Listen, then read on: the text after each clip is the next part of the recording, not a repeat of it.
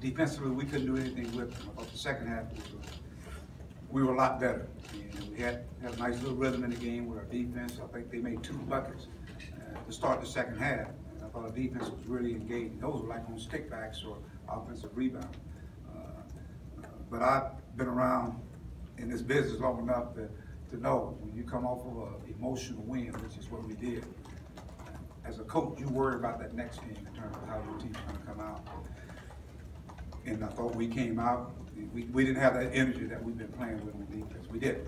And then it transferred the same way on offense.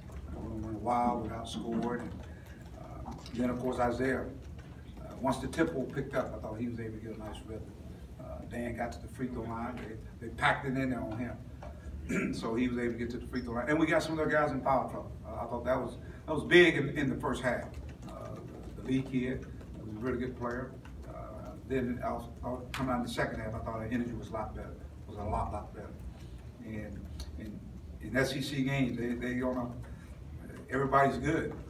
They got a talented team. And the three-point line always keeps you in game. They got an and one, then I think they made a couple of threes. Before you know it, a 10-point lead kind of evaporates. And so now it's back and forth.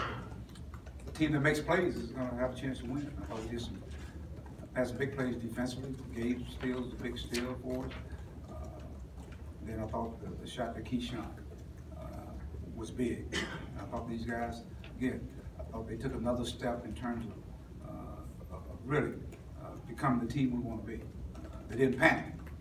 They had their poise, and again, so it was a good win for us.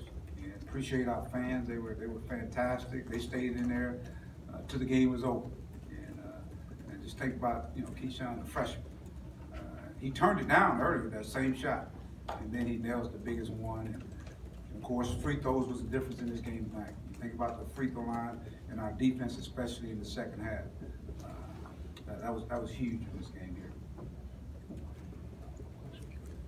Yeah, Mike, on that possession where Keyshawn gave you the lead, they made you pass a lot, played pretty good defense. Just what did you think of Mural's execution and a freshman to hit a shot like that? I thought it was good. I thought they trusted each other.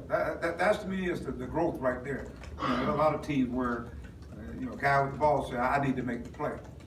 But I thought Dan did a good job of getting through that double team. But they had him sandwiched in there. And as a matter of fact, the shot came to Keyshawn earlier. He turned it down, and then I think Dan got it to him, and he was wide open. And that's just trusting your teammates. And that's the thing I'm talking about, having patience with this team. They'll start figuring out the roles and understanding, the personnel. And we put him in there for a specific reason because, with the forwards, they were just packing it on Dan. And so just think about it. It worked to our advantage because even with that being said, they still doubled him. And Dan was able to find a guy that was wide open with the clock running down. And then, of course, on defense, I think they get a charge or run to one of our guys, and Mason goes and knocks free throws down. And I thought that was huge. Mike, what's your philosophy on fouling or not fouling with with a 3-point lead, the clock winding down? You didn't do it tonight. I said it's game situation. I said that last time. So it's the same question you asked me. We play somebody else, and why I said it was the situation. They were getting offensive rebounds. They shot the free throws sometimes so bad that they were getting offensive rebounds. So sometimes you can out-coach yourself. So I said, you know what, we're going to guard these guys. We had no timeout, so we were just going to guard him. He makes it, he makes it. But just think about and they were getting off. There were some things coming off there and just, can you imagine getting off the free throw line, they get it, and they kick out a guy, now he makes a 4-point play. So it's just situation. It's just the game and situation. Mike, Jalen had took the charge. He had a bunch of charges taken. What did you think of that particular play, just the charges taken on? I keep saying our defense is saving us right now. We're building a wall in that lane, and those are huge, and that was the best player. I think they were one of the best guards anyway with our lead that fouled out of the game. So, again, our defense continues to get better. And I talked about charging. I don't know how many charges he's taken. It's probably 1 or 2. I don't know. No, that was Jalen. He's probably taken 2. Jalen Harris, that was his 3rd. See, it's getting contagious. You think about Gabe, he took some. Isaiah took some tonight. So again, we're building a wall around that. Vanderbilt's a team. They're either going to shoot a 3 or they're going to get layups. And I thought we did a good job of getting our bodies in there and squaring up And those are big plays because it put fouls on those guys again. Coach, how did you feel about your team's performance on the glass tonight? I think at times we could have been better. I think we had some offside rebounds that they got and tipped it in there. I keep saying we got, our guards got rebounds. I thought, you know, Jalen had 5, Isaiah had 4. It was a lot better effort than we had at LSU from the standpoint of trying to get in there. And we just got to continue to work on it and get better. We got to do it by committee. You know, a lot of times Dana's going blocking shot, so it's got to be up to those other guys of keeping people out of there. Again, our defense we had 8 turnovers in the first half. Just think about that. That enabled them to get scored on the other end. So again, tell the 2 halves if you want to call it. I think you had about 8 turnovers in the first 10 minutes or something, then you only had 3 the rest of the way. It was weird. It was, and I think about the last time we played here, the same thing took place. And so, yeah, what was the key to not turning it over after that? Stop thinking. Just play basketball. Stop thinking. Start playing instinctively and trusting each other and getting the ball to the guys that had the hot hand. You know, in the first half, we shot a lot of free throws. In the second half, we were in the 1-on-1 with 14 minutes to go. I still don't think we did a good job of really attacking and making them foul us and get to the free throw line. But when we did go to the free throw line, we were 15 out of 20. I thought we were pretty good. And you can continue to see the sharing of the basketball. 18 assists. That's sharing the basketball.